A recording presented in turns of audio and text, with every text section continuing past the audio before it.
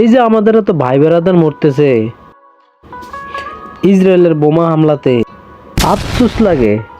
একজন মুসলিম হিসাবে আমরা কিছুই করতে পারতেছি না। এটা তো আমাদের একটা দায়িত্ব, কিন্তু কিছুই করতে পারতেছি না। কি করবো, কিছু তো করতে পারতেছি না। আমরা করতেছি না, ফেসবুক, ইউটিউব, ইনস্টাগ্রাম দৈনিক আপলোড দিতেছি, মানুষের সাথে শেয়ার করতেছি, মানুষ দেখতেছে না। এটা তো আমার একটা দায়িত্ব। হ্যাঁ, এটা আমাদের দায়িত্ব, তবে এটা দায়িত্বের কাতারে পড়ে না। এটা হলো আমাদের পেজের ভিউ বাড়ানোর জন্য, বড় যে পেজটা আছে পেজটা বড় করার জন্য, বা ইউটিউবের ভিউ বাড়ানোর জন্য। এটা আসলে তাদের স্বার্থ না, এটা আমাদের স্বার্থে করতেছি, আমাদের স্বার্থের জন্য আমরা করতেছি, এটা তাদের জন্য করতেছি না। তবে আমরা চাইলে তাদের অর্থনৈতিক দিক থেকে কিছুটা দুর্বল করতে পারি। এটা কিভাবে সম্ভব?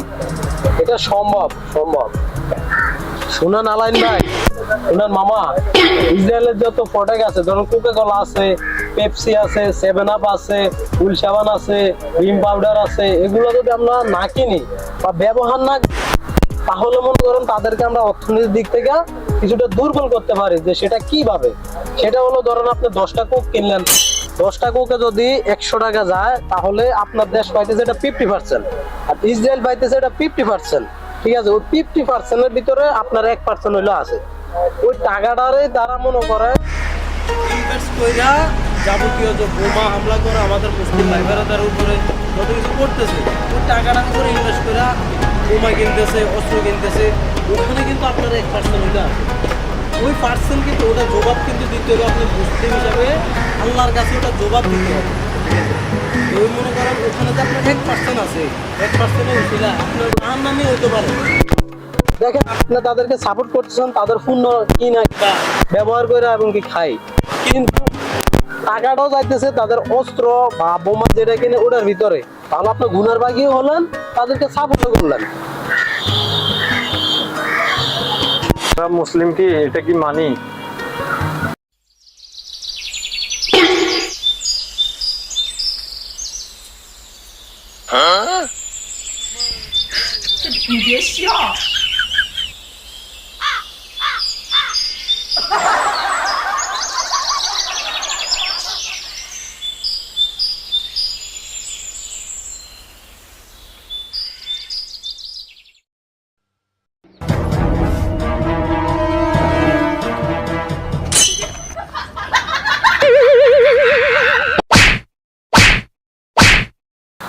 তুই রক্ত পান করিস কেন?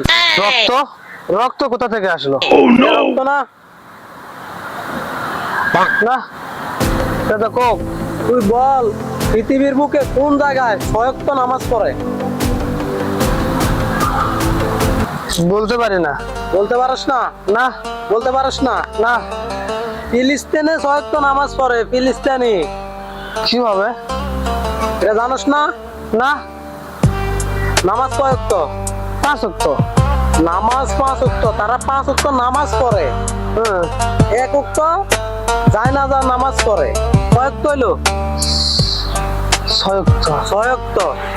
এটা কি কোক? এটা কোন জায়গায় উৎপাদন? এটা তো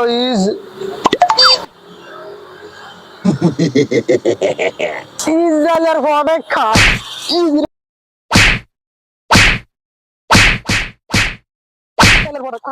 আমার মা বই ইসরায়েলের প্রোডাক্ট খাস, ইসরায়েলের প্রোডাক্ট, ইসরায়েলের প্রোডাক্ট, ইসরায়েলের প্রোডাক্ট। দ্বিতীয়বার ইসরায়েলের পণ্য খাই, তাহলে মনে করলাম ভু খাইলাম। তবে মনে করো ভু খাইলাম। আজকে থেকে ইসরায়েলের পণ্য, ইসরায়েলের পণ্য বরকেট, বরকেট। আজকে থেকে ইসরায়েলের পণ্য বরকেট, বরকেট। জয় জয় ফিলিস্তিনের জয়। জয়। হ্যালো গাইজ, আসসালামু আলাইকুম। আজকে যে ভিডিওটা করা হলো, এটা হলো ইসরায়েলি পণ্য নিয়ে ফিলিস্তিনিদেরকে সাপোর্ট করা নিয়ে। আমরা মুসলিম হিসাবে এটা আমাদের দায়িত্ব। আমরা যে যেখান থেকে পারি, যেভাবে পারি, হয়তো আল্লাহর কাছে 2 হাত তুলে এবং কি তাদের পণ্য যে সকল পণ্যগুলো আছে ওগুলা বয়কট কইরা, এমনকি যে পণ্যগুলো আছে ওগুলা বয়কট কইরা আমরা তাদের অর্থনৈতিক দিক থেকে কিছুটা দুর্বল করতে পারলো। ওটা আমাদের জন্য প্লাস পয়েন্ট। মুসলিম হিসাবে এটা আমাদের একটা দায়িত্ব। মামা, আপনি কি ইসরায়েলি পণ্য বয়কট করছেন? বরকেট করছি। না, তুমি কি ইসরায়েলি পণ্যের সাথে আছো না এটা বরকেট করে দিছো? এটারে বরকেট করে দিচ্ছে। জয় ফিলিস্তিনের। আপনারা বরকেট করে দেন। জয় ফিলিস্তিনের জয়।